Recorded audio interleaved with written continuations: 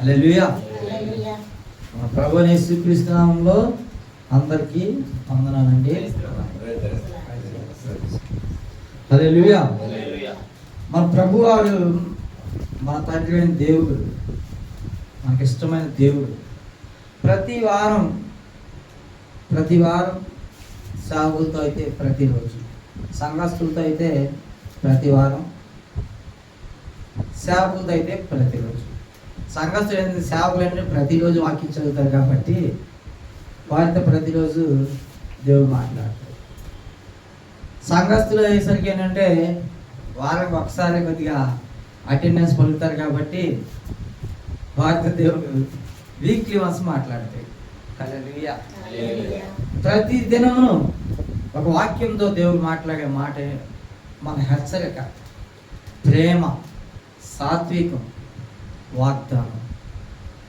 ఈ మన చేతిలో ఉన్న ఈ యొక్క పరిశుద్ధమైన బైబులే మనం ఎలా ఉండాలో నేర్పిస్తుంది. హల్లెలూయా. మన దినచర్య ఏంటి అంటే పొద్దున్న లేచిన దగ్గర నుంచి మంచం మీద లేకగానే కళ్ళలో తుడుచుకున్న తర్వాత మంచం మీద కాళ్ళు కిందకి పెట్టి తుడుచుకొని వాష్కి వెళ్ళిపోయి వచ్చి మొహం కట్టుకొని స్నానం చేసి ఆ తర్వాత ఇంటికాడ ఆడవాళ్ళు అయితే ఒక పని, మగవారు అయితే వాళ్ళ పనికి వెళ్ళిపోయి ఇలా లేచిన దగ్గర నుంచి మనకి పని ఒక దినచర్యగా ఉంటుంది, టైం టేబుల్గా. మనకు తెలియదు ఆ టైం టేబుల్, తెలియకుండానే పాటిస్తాం. పొద్దున్న లేకపోతే ఈ పని చేయాలి, ఈ పని చేయాలి వెళ్ళిపోతాం. అట్లా ఈ వాక్యం కూడా ప్రతిరోజు చదివే వాడికి ప్రతిరోజు కొత్తగా ఉంటుంది. వాక్యం చదువుతున్న వాడికి కొత్త మాటలు కొత్తగా మాట్లాడతాడు, అద్భుతంగా మాట్లాడతాడు. వారానికి ఒక్కసారి చదివేవాడికి అంత హృదయం సంతోషం అయితే రోజు చదివేవాడికి చెప్పలేని అంత ఆనందం. ఒక నదికి సముద్రంకి ఎంతగా ఉంటుంది? నది చిన్నదే కానీ సముద్రం పెద్దది. కాబట్టి రోజు చదివితే సముద్రంలాగా ఉంటాము, వారానికి ఒకసారి చదివితే నదిలాగా ఉంటాము. కాబట్టి నది కన్నా సముద్రం పెద్దది కనుక సముద్రంలాగా మనం ఉండాలి. హల్లెలూయా. దేవుడు మనం ఎన్నోసార్లు హెచ్చరించాలి. ఒక్కొక్క వాక్యం ద్వారా ఒక్కొక్క వాక్యం హెచ్చరిస్తున్నాడు. అయితే ఈ దినమున మనం హెచ్చరిస్తున్న మాట ఏంటంటే రోమియోలకు రాసిన పత్రిక 6వ అధ్యాయము 23వ వచనం చూసుకున్నాం. కొత్త నిబంధన 137వ పేజీ 137వ పేజీలో 6వ అధ్యాయం కింద 23. ఏలైనగా పాపము వలన వచ్చే జీతము మరణము, అయితే దేవుని కృపావరము మన ప్రభువైన యేసుక్రీస్తునందు నిత్య జీవము. హల్లెలూయా. హల్లెలూయా. కనపడిందండి? కనపడింది ఆ మాట? చూడండి, చదివితేనే ఏ వెళ్తే పైన కరెక్ట్గా 23 చదవండి ఒకసారి. ఏలైనగా పాపము వలన వచ్చే జీతము మరణము, అయితే దేవుని కృపవరము మన ప్రభువు అయిన క్రీస్తునందు నిత్య జీవము. హల్లెలూయా. హల్లెలూయా. నేను చెప్పానా? అందులో ఉందా? అందులో ఉందిగా. ఏముంది? పాపము వలన వచ్చేది ఏంటంట? మరణము. పాపము వలన వచ్చే జీతము మరణం. హల్లెలూయా. మనం ఎన్నో నెలలో 1వ తారీఖు నుంచి 30వ తారీఖు 31వ తారీఖు వరకు ఏదన్నా కంపెనీలో ఒక ఉద్యోగం చేసి అమ్మాయ ఈరోజు 31 నాకు జీతం పడిద్ది, ఈరోజు నేను జీతం తీసుకోవాలని ఒక స్థాయి వారు 10,000, ఒక స్థాయి వారు 20,000, ఒక స్థాయి వారు ₹1,00,000 జీతాన్ని పొందుకొని జీతాన్ని బట్టి వారు అతిశయించి ఆనందిస్తారు. ₹10,000 ₹10 సంతోషం, ₹1,00,000 ₹100 సంతోషాన్ని చూపించుకోగలుగుతారు. ఎందుకంటే వాడి జీతాన్ని బట్టి. ఈ నెల రోజులు పని చేసి నెల జీతం ఎప్పుడు వస్తుందా అని ఎదురు చూసి ఆ జీతం పడగానే సంతృప్తిగా ఆనందంగా కుటుంబాన్ని పోషించుకోగలుగుతా అని సంతోషంగా ఉంటారు. నెల వచ్చే ఈ జీతానికి నీకు ఆనందం కలుగుతుంది. ఎందుకని? పని చేస్తాడు. ఎక్కడ ప్రభు ఏమంటున్నాడు? నీ జీతం ఏంటంట? నీ జీతం ఏంటి? పాపం. నెల మొత్తం 1వ తారీఖు నుంచి మొదలైతే 31వ తారీఖు నీ పాపాలన్నీ లెక్క కట్టి ఈ నెలలో ఇన్ని పాపాలు, ఈ నెలలో ఇన్ని పాపాలు, ఈ నెలలో ఇన్ని పాపాలని లెక్క కట్టుకొని దేవుడు ఏం చేస్తాడు? నీకు వచ్చే జీతం ఏంటి?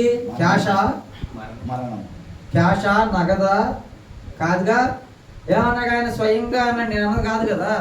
స్వయంగా ఏమన్నాడు? పాపము వలన వచ్చు జీతము మరణము. హల్లెలూయా, హల్లెలూయా. నేను అసలు చిన్న చిన్న పదాలు, పెద్ద పెద్ద ఓట్స్ అన్న కొద్దిగా అర్థం కాకపోవచ్చు. ఈ చిన్న మాటలు, పాపము వలన వచ్చు జీతము మరణము. నెల రోజులు పని చేసిన జీతం తీసుకుంటే నీకు ఎంత ఆనందం ఉందో. నేను ప్రభు దగ్గరికి వెళ్తున్నాను, మందిరానికి వెళ్తున్నాను, ప్రభువునే నమ్ముకుంటున్నాను అనుకొని నువ్వు తీసుకుంటుంది పాపమైన జీవితం. పాపమైన జీవితం. ఈ పాపం వల్ల వచ్చి జీతం మరణమైనప్పుడు నీ జీతం ఏంటి? పాపం అయిపోయింది. ఇదే నీ జీతం అయితే ప్రభు ఏమంటున్నాడు అనుకో మన కింద, అయితే దేవుని కృపావరము మన ప్రభు అయిన క్రీస్తు యేసునందు నిత్య జీవము. పాపం వలన వచ్చే జీతము మరణం అయితే నిత్య జీవము ప్రభు యేసులో ఉందంట, యేసునందు ఉందంట. హల్లెలూయా. కాబట్టి మనుషులు దేవుణ్ణి పెరిగి దేవుణ్ణి ప్రేమించే వాడు కోరుకునేది ఏంటిది? నిత్య జీవం. అంతేగాని ఆ జీతం కోరుకుంటామా?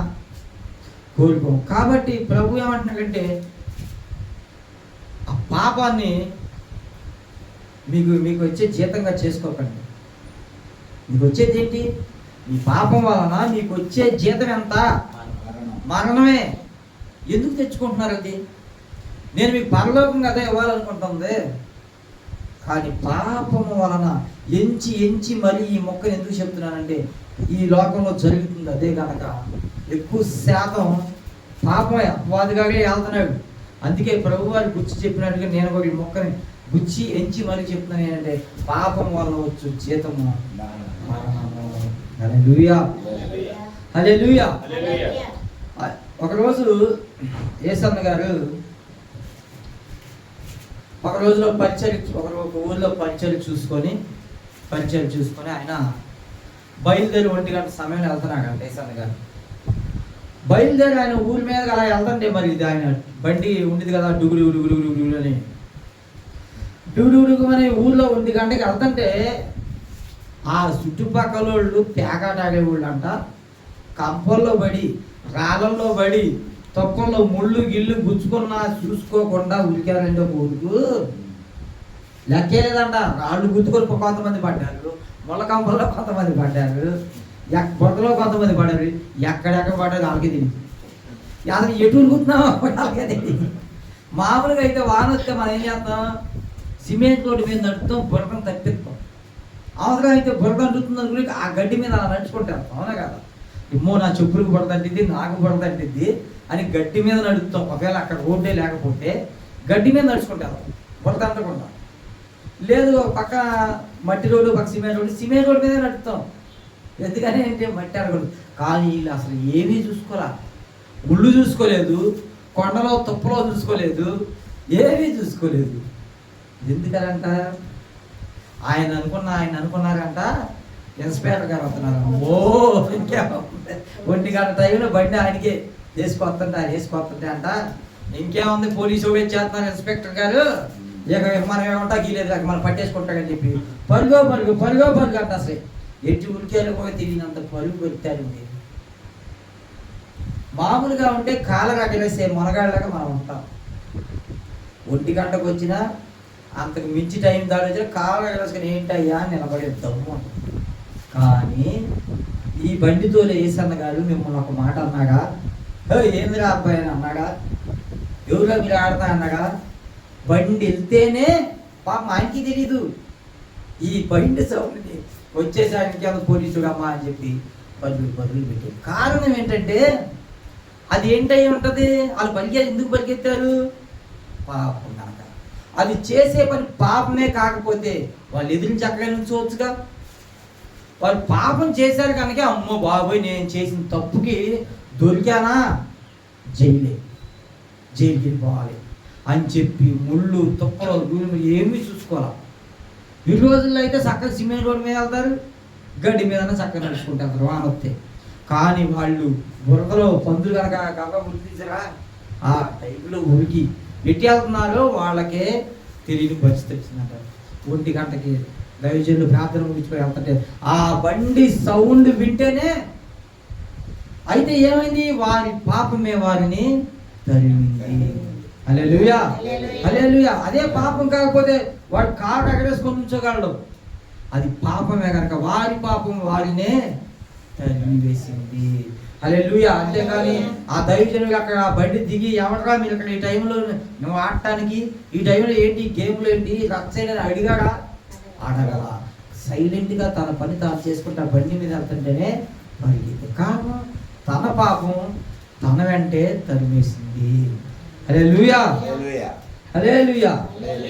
కాబట్టి పాపం వలన వచ్చే జీతము మరణం. కాబట్టి ఆ మరణం, ఈ జీతము చాలా జాగ్రత్తగా ఉండాలి. ఎటువంటి జీతం కావాలో మనకి? పరలోకమైన రాజ్యం కావాల్సిన జీతమే కావాలా. పాపం వచ్చే జీతం మనకు వద్దు, పాపంతో కూడిన జీతం మనకు వద్దు. హల్లెలూయా. రోమీయులకు రాసిన 10వ అధ్యాయం 10 చూసుకుందాం ఒకసారి. ఆయన ఏం చేశాడు ఒక మాట చూసుకుందాం.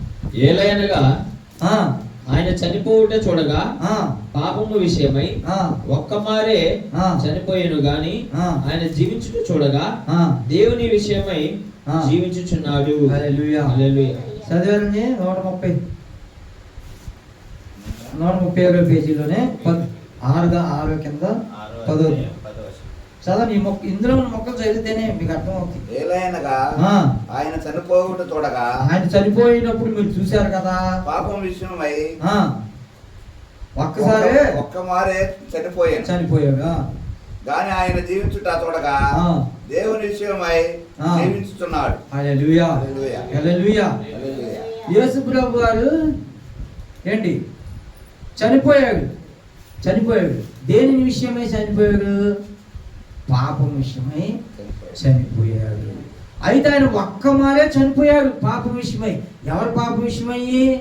నీ పాప విషయమై, నా పాప విషయమై, మనందరి పాప విషయమై, మనల్ని రక్షించుటకు, బ్రతికించుట కొరకు, నిత్య జీవమును ఇచ్చుట కొరకై, పరలోక రాజ్యమును మనకి ఇచ్చుట కొరకై, మన గాడిలో తప్పిపోయి పాపమును నడుస్తున్నందున ఈ శిక్షని తప్పించుట కొరకై ఆయన మన పాపమును ఆయన మీద వేసుకుని నీ కోసం నా కోసం ఆ పాపాన్ని తప్పించి ఒక్కమారే ఆ పాప విషయమై చనిపోయాడు. ఒక్కమారే చనిపోయాడంట. అయితే ఆయన జీవించుట కూడా మనం చూసాం. ఆయన జీవించుట దేవుని విషయమై జీవిస్తున్నాడంట. హల్లెలూయా, హల్లెలూయా. పాపం విషయమై ఒక్కసారి చనిపోయాడు, దేవుని విషయమై నిత్యము జీవిస్తున్నాడంట. హల్లెలూయా, హల్లెలూయా. కాబట్టి మనం కూడా పాప విషయమై ఎన్నోసార్లు రోజు పాపం చేస్తున్నాం, పశ్చాత్తాపడుతున్నాం, ఏడుతున్నాం, పాపం చేస్తున్నాం, పశ్చాత్తాపడుతున్నాం, ఏడుతున్నాం, క్షమాపణ అడుగుతున్నాం. ఇలా రోజు చనిపోతున్నాం. ప్రభు అండి పరిశుద్ధులు కనుక ఒకే ఒక్కసారి చనిపోయి పాపం విషయం చనిపోయి దాన్ని పరిష్కారం చేసేసాడు, సమాధి చేసాడు, అపవాదిగాడికి చేసాడు. కానీ మనం రోజు చేస్తున్నాం ఇది పాపం విషయమై ప్రతిరోజు మనం చేస్తూనే ఉన్నాం. ప్రతిరోజు జ్ఞాపకం చేసుకుంటూనే ఉన్నాం పాపాన్ని.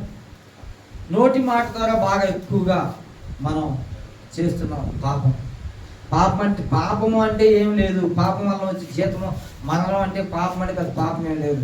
కను సైగలతో ఒక రోడ్డు మీద వెళ్తున్న స్త్రీని కనుక మనం వేరే అర్థముగా కళ్ళతో చూసి తను ఊహించుకున్నా కూడా అది పాపమే.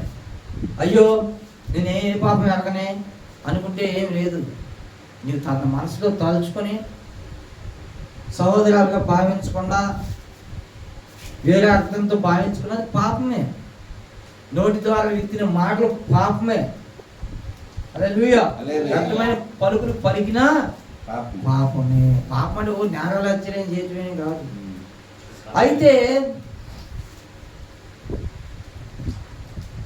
ప్రభు ఒక గ్రామంలో ఒక పాపం చేసిన స్త్రీ ఆ స్త్రీ కోసం మిట్ట మధ్యాహ్నాన్ని బయలుదేరి కేవలం ఆవిడ కోసమే బయలుదేరి వెళ్ళాడు. ఎందుకని వెళ్ళాడంటే ఆమె పాపం ద్వారా మరి ఆమెకు ఆ జీతం వస్తుంది.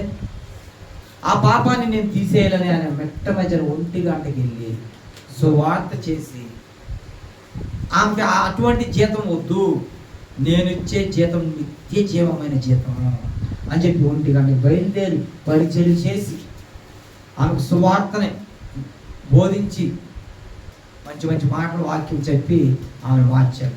అయితే ఈ ప్రభు వారు వాక్యం చెబుతుండగా ఆమె నిజంగానే ఒప్పుకుంది. ఆమెకి 6 భర్తలు కలిగి ఉన్నారు. 5 ఉంటే అమ్మ నాకు మంచినీళ్ళు అమ్మ కొంచెం అనగానే ఆమె నన్ను అడుగుతారంటే నన్ను అడగకూడదు, నేను ఇట్లా పాపం చేసిన దాన్ని ఇంతమంది భర్తలు ఉన్నారు నాకు, మీరు నన్ను అడగకూడదు, అమ్మో నాయన ఇది అసలు ఎవరు చూస్తే ఊరుకోవడం కూడా అడిగింది. అమ్మా నిన్ను మంచినీళ్ళు అడుగుతున్న వాళ్ళు తెలిస్తే ఇంకా నువ్వు ఆశ్చర్యపోతావు. నేను నీళ్ళు అడుగుతున్న వాళ్ళు తెలియక నువ్వు మాట్లాడుతున్నావు, నీకు ఎవరు నీళ్ళు అడుగుతాను తెలిస్తే నువ్వు గొప్పగా ఫీల్ అవుతావు. దేవుడు పరిచయం చేయగా నాకే అయిపోయి వెంటనే లోపడి చెప్పింది, తప్పును కూడా చెప్పి అయ్యా నాకు ఎంతమంది భర్తలు ఉన్నారు, ఇంతమంది భర్తలు ఉన్నారు నిజంగా చెప్పేసింది. మనకి ఇప్పుడు నిజంగా ఉన్నాయి ఒప్పుకోవట్లేదా? మాకే ఒక స్త్రీ ఇతను మెయింటైన్ చేస్తుంది అనుకోండి, నేనేంటి నాకు ఒకడే అన్నట్టుగా మాట్లాడు. ఒక మగవాడు ఇతను ఆడవాళ్ళు మెయింటైన్ చేద్దాం అనుకోండి, నా భార్య తప్ప నాకు ఊరం లేరయ్యా, నిజం ఒప్పుకోతాను లేదు.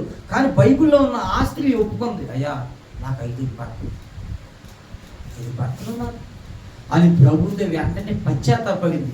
మనకుంద ఆ పాపమునకు ఆ పశ్చాత్తాపడే మనసు లేదు కాబట్టి అందుకని ఈ పశ్చాత్తాపడే స్వభావం మనలో లేనందునే పాపం వల్ల వచ్చే జీతం మనకు మరణంగా మారిపోతుంది.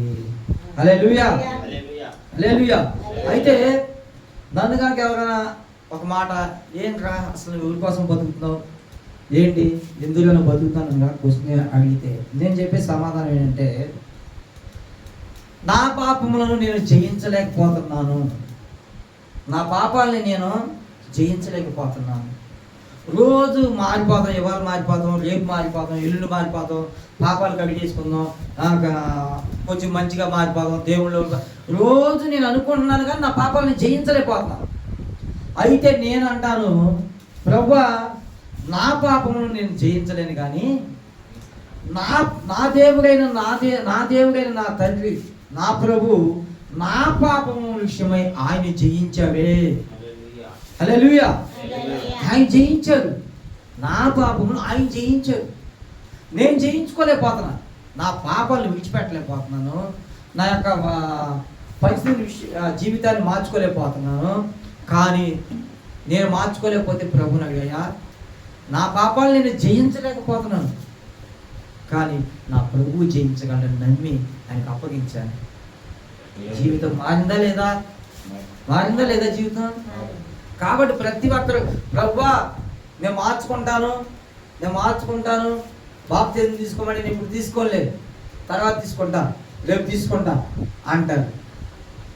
నువ్వు తర్వాత తీసుకునేసరికి వస్తావో పోతావు, చావు ఇప్పుడు ఎవరికి తెలుస్తుందండి? ఈరోజు కళ్ళు మూసుకొని హాయిగా నిద్రపోతే రేపు నీ పరిస్థితి ఏంటో తెలియదు, నిద్రలు ఎగుతావో లేదో తెలియదు. నిద్రలోంచి నిద్రలోనే ఉదాహరణకు మా తాతయ్య, మేము మా అమ్మమ్మ ఇంట్లో పని చేసుకుంటాము. మామూలుగా ఎప్పుడు పొద్దున్నే నిద్రలు ఎగుతారు.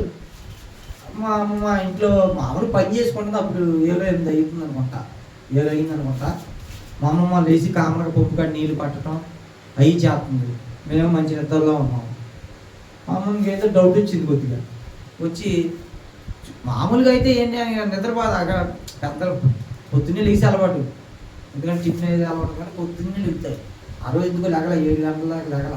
మా అమ్మమ్మ అయితే పొద్దున్నే సగనగా లేచి చూసి ఆ కామరగా పొగులుకున్నాడులే, ఏముంది కాసేపు నాకు లేపుతాంలే, నేను అట్లా ఇంట్లో పని చేసేసుకొని తర్వాత లేపుతాంలే మా ఆయన్ని అనుకోండి. సరే అన్ని పనులు చేసుకున్నాక వెళ్ళి లేపుతుంటే లెగడే. ఏమయ్యాడు ఆయన? రాత్రి కాలం బాగున్నాడు, తెల్లవారేసరికి ఆమె ఊహించిందా? పొద్దున్నే లేచి గమనించిందా? పని చేసుకుంది, మా ఆయన నిద్రపోతున్నాడు అని పని చేసుకుంది. కానీ చనిపోయాడని తెలుసా తనకి? తెలియదు. కాబట్టి మనకి శ్వాస ఉండగానే మనం తెలుసుకోవాలి. ఆమె నైటే గ్రహించే పొద్దున్నే లేపుకునేదిగా, గ్రహించగలిగిందా? మనకు తెలియదు. కాబట్టి బాప్తిజం తీసుకొని మీరు మారండి, బాప్తిజం తీసుకొని దేవుణ్ణి ఎరగండి. బాప్తిజం ద్వారా పాపాన్ని విడిచిపెట్టే హక్కు నీకు వస్తుంది, దేవుళ్ళలో కట్టబడతావు. కాబట్టి చావు ఎప్పుడు వస్తుందో మనకు తెలియదు. కాబట్టి బాప్తిజం తీసుకొని కొంతమంది అంటే నేను ఎవరు తీసుకోను, రేపు తీసుకుంటాను, ఎల్లుండి తీసుకొని అంటారు. పాపాన్ని మార్చుకోండి, నేను ఎవరు మార్చుకోను, రేపు మార్చుకుంటా అంటారు. కాదు, దేవుడు ఎప్పుడు రెడీగానే ఉంటాడు.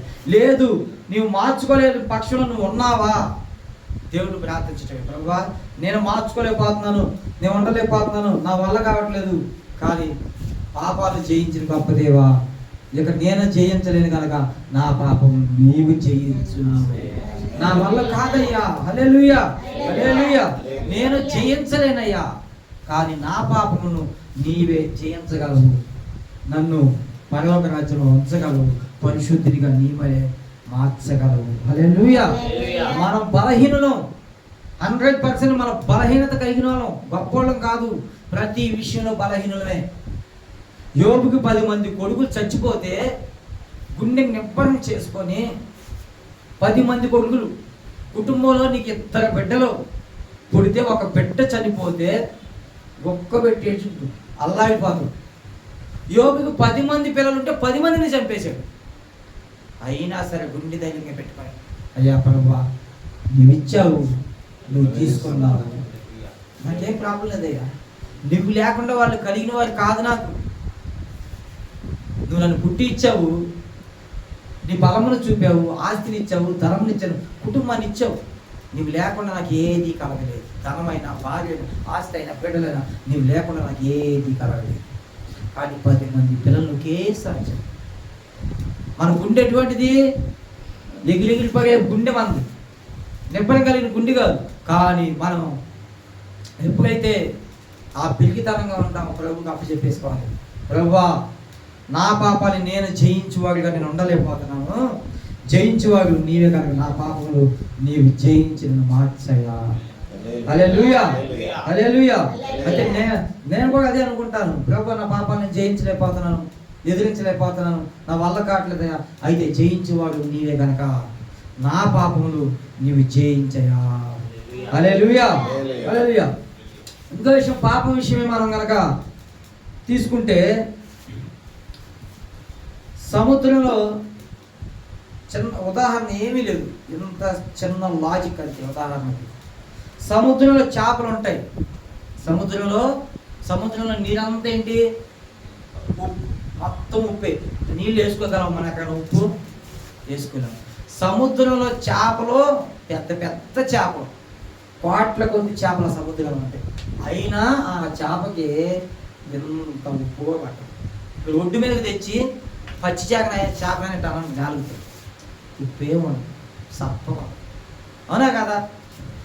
కోట్ల కొద్ది చేపల సముద్రంలో ఉన్న, మిలియన్ల కొద్ది చేపల సముద్రంలో ఉన్న ఒక్క చేపకు కూడా ఉప్పు అంటనే అంటదు. హల్లెలూయా. కారణం ఆ చేపకి ఎందుకు అంటలేదంటే, ఎందుకంటే సముద్రం అంతా ఇదైందిగా, దాని తత్వాన్ని దేవుడు అలా జీవించాడు. అట్లాగే మన తత్వాన్ని కూడా అలా జీవించగలగాలి, జీవింప చేయాలి.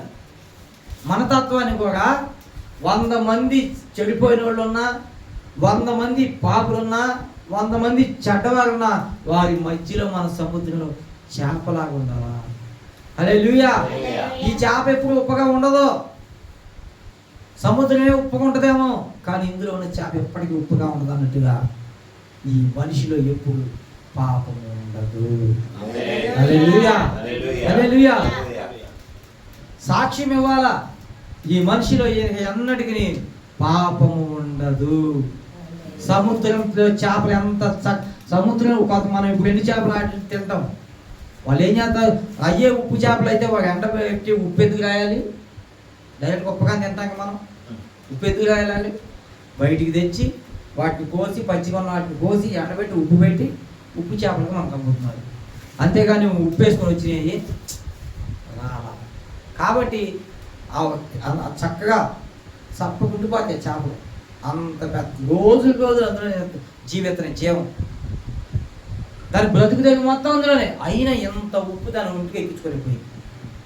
అట్లాగే మన బ్రతుకులో కూడా మన ప్రభు అనే దేవుడు యేసుక్రీస్తు వారు ఉండగా మన జీవితంలో ఎంత కూడా మనకాయ నట్టకుండా బ్రతకగలగాలి. ఎప్పుడు బ్రతకగలగాలి? ప్రభువుని తెలుసుకున్నాక. అంతకుముందు తెలియదు కనుక నువ్వు అనేకమైన తప్పులు చేసావు, తెలియదు కనుక అనేకమైన పాపములు చేసావు. తెలిస్తే చేయవు కదా. ఇప్పుడు తెలుసుకున్నావు కాబట్టి ఇక తప్పులు అనేది చేయవు.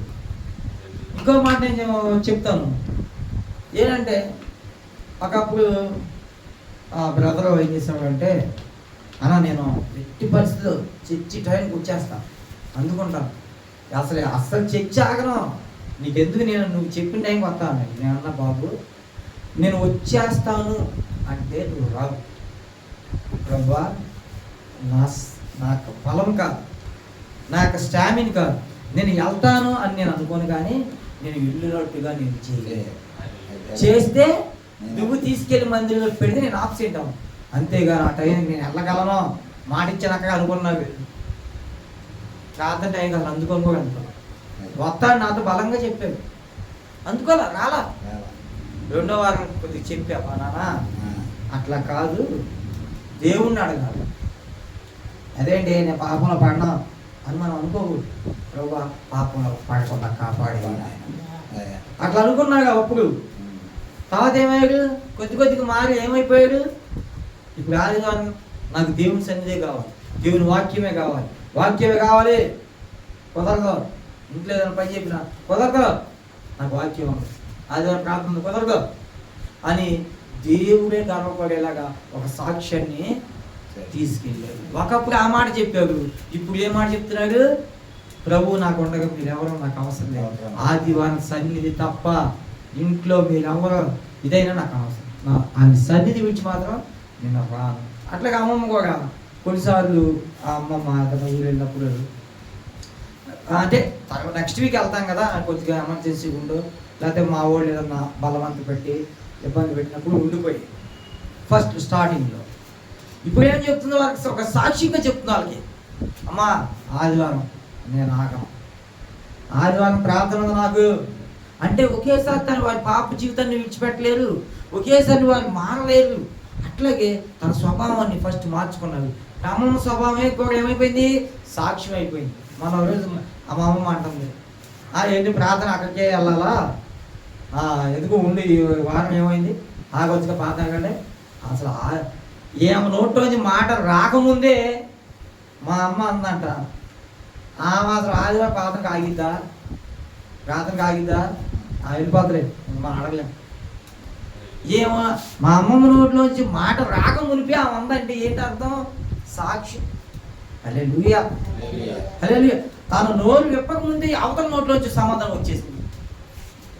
వేరే వాళ్ళ అన్న మాట అంటే అవి బాగా వెళ్ళకపోతే అక్కడికి వెళ్ళాలా ఏంటి, క్యాడికి వెళ్ళకూడదా అంటే మా అమ్మమ్మ అసలు సమాధానమే చెప్పలేదు. చెప్పక మునిపే స్పీడ్గా అవతల నుంచి వచ్చేసి సమాధానం. అమ్మ వెళ్ళిపో, ఆదివారం అసలు ఆగదు, ఎవరు చెప్పినా వెళ్ళిపో అనే సాక్ష్యంను తీసుకొచ్చి. ఎందుకని కొద్దిగా తన మారిపోయి దేవుళ్ళకి కొంచెం డెవలప్ అయింది. ఇప్పుడు అలా డెవలప్. అట్లాగే మా కూడా అంతే, ఫస్ట్లో మందిగా వస్తాను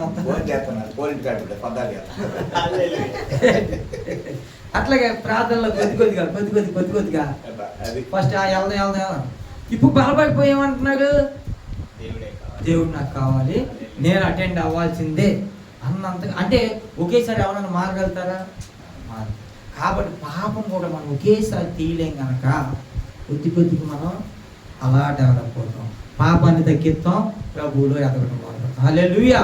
అందుకే మనకు ఆ జీతం వద్దని ప్రభువే స్వయంగా చెప్తాం. పాపం చేయడానికి పెద్ద మ్యాటర్ కాదు, పాపం చేయడానికి ఎన్నో క్షణాలు ఏ అవసరం లేదు, పాపం చేయడానికి చిన్న క్షణం చాలు. ఏంటంటే ఒక దైవజనులు ఆయన పాస్టర్గా చెప్తున్న మాటలో, ఒక మొన్న రీసెంట్గా అక్కడ ఊళ్ళో జరిగిందంట, మాకు తెలీదు, సోషల్ మీడియాలో చెప్పారు.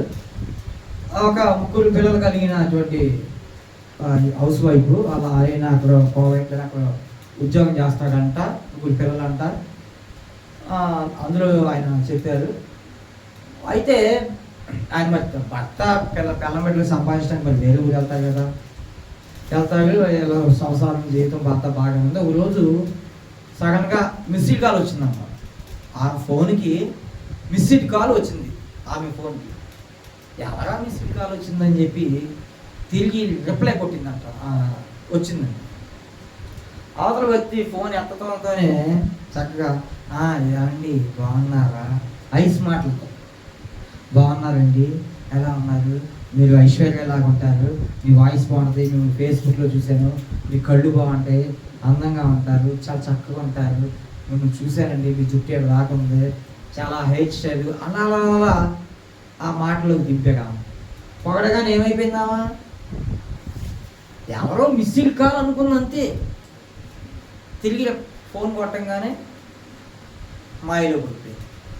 ఆ చెప్పి 4 మాటలో పడిపోయి ముగ్గురు పెట్టడం వదిలేసి తనతో బంగారం గింగారం అన్నీ తీసుకొని వెళ్ళిపోయి తనతోనే స్పెండ్ చేసి తనతోనే ఉంటే ఈమె డబ్బు అయిపోయేదాకా ఆమెతోనే ఉండి డబ్బు అనగానే అవి పగారు అయిపోయాడు.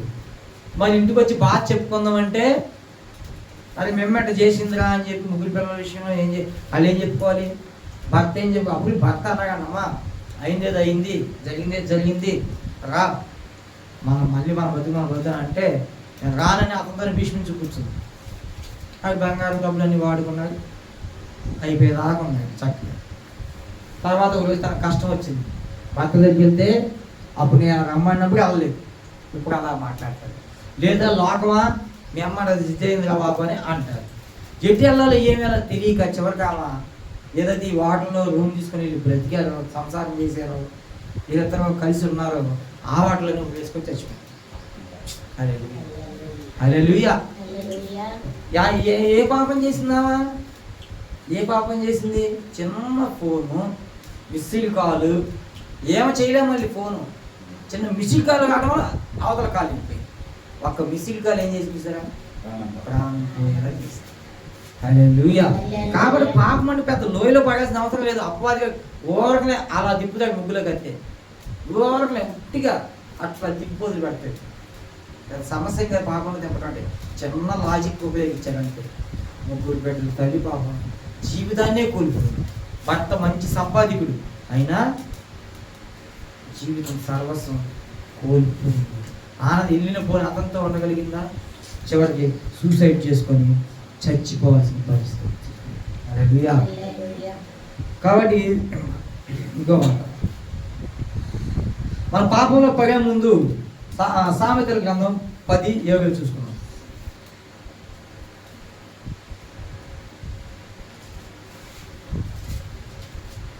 10:7 సామెతల గ్రంథం.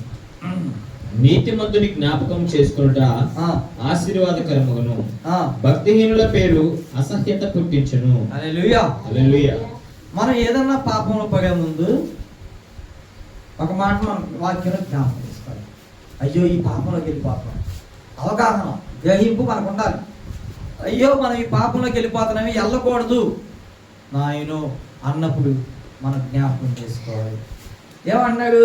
నీతిమంతుని జ్ఞాపకం చేసుకొనుట నీకు ఆశీర్వాదకరము. హల్లెలూయా.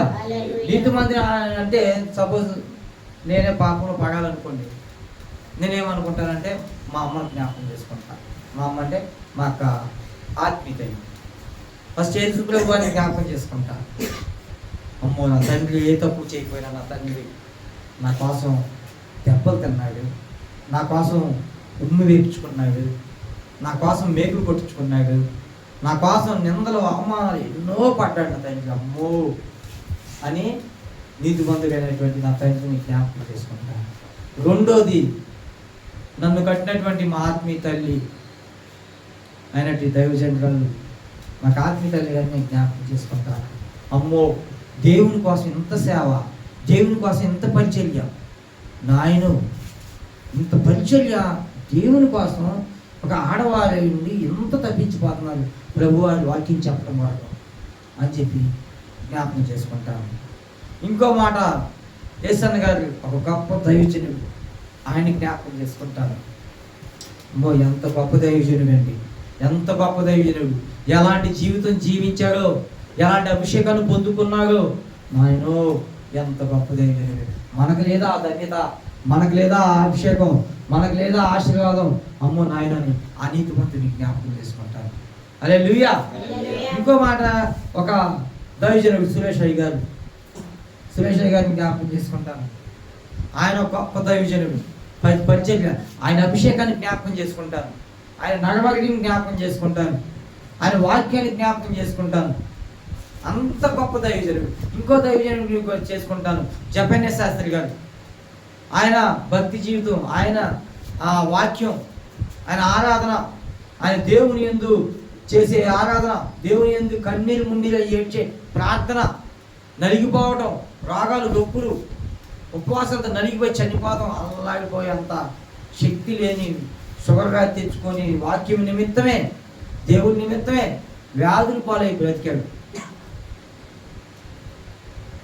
ప్రస్తుతానికి ఆయన బ్రతుకున్నాడు, అంత సేవ చేస్తున్నాడు. అటువంటి అభిషక్తితో ఆ మాట్లాడుకుంటా ఆయన, ప్రభువా, అమ్మో నీతిమంతుడు వాడు, ఎంత నీతిమంతుడు, మనకు లేదా అభిషేకం, మనకి ఇది లేదా, అమ్మో మన పాపాలు పడకూడదని, అలాంటి నీతిమంతుడు నేను జ్ఞాపకం చేసుకుంటాను.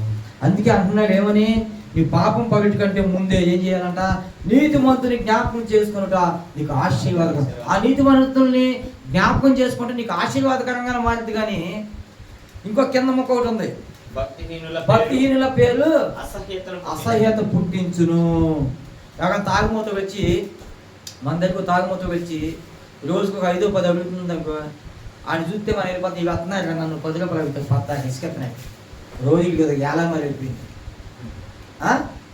బీబీలు తాగేవాళ్ళని, ముందు తాగేవాళ్ళని, ఇంకోటి ఏమంటారు, అసహించుకుంటావు లేదా? వాక్య విషయమే ప్రేమిస్తున్నావు, నీతి విషయమే ప్రేమిస్తున్నావు, దేవుడి విషయమే ప్రేమించి వాటికి ఆశీర్వాదకరం కాబట్టి వాటికి లోపడతాం. ఈ భక్తిహీనుడిని చూసి ఏమనిపిస్తుంది, ఇక అత్తనే బాబు డబ్బులు అవుతాడు, అయ్యి అవుతాడు, వాడి పేరు చెప్పంగానే నీకు అసహ్యంగా అవుతుంది. లేదు పోలీస్ స్టేషన్లోకి వెళ్ళినా, ఎక్కడికి వెళ్ళినా ఆగా తాగిపోతున్నాయి, రోజు అతను స్టేషన్కి అక్కడ తాగిపోతున్నాయి, చట్టాలు కూడా అంటారు. భార్యతో సహా ఏమంటది, ఆగా తాగిపోతాడు. గౌరవించాల్సిన భార్య కూడా బాగా తాగిపోతాడండి, తాగిపోతున్నాడు అని అమర్యాదగా మాట్లాడే స్థితి. ఎందుకని వాడు భక్తిహీనుడని, భక్తిహీనుడు కాబట్టి తాగుతున్నాడు, భక్తిహీనుడు కాబట్టి సోయ లేకుండా ఉంటున్నాడు. అదే భక్తిహీనుడు అయితే దేవుని సోయం. హల్లెలూయా. కాబట్టి దేవుని మాట ఏంటంటే, నీతిమంతుని జ్ఞాపకం చేసుకుంటా నీకు ఆశీర్వాదకరము ఏంటి అని దేవుడు చెప్తుంది. కాబట్టి మనం పాపంలో పడే ముందు, ఏదైనా పాపంలో పడాలని తలంపు వచ్చినప్పుడు ఈ నీతిమంతుని మనం జ్ఞాపకం చేసుకుంటే మనం ఎన్నటికీ పాపంలో పడిపోవని దేవుడు చెప్తున్నాడు.